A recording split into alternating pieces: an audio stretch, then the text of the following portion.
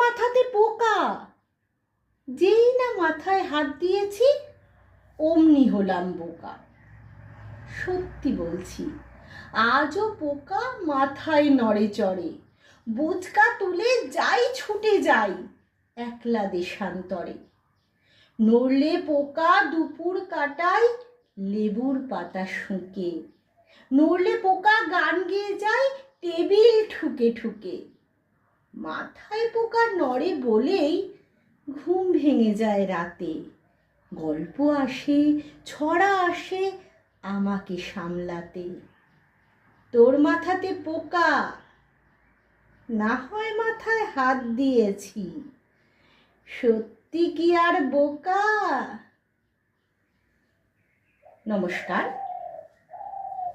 আমার অত্যন্ত প্রিয় কবি ও পূজনীয় শিক্ষক শ্রী দেবাশিস দণ্ড মহাশয়ের কবিতা পোকা।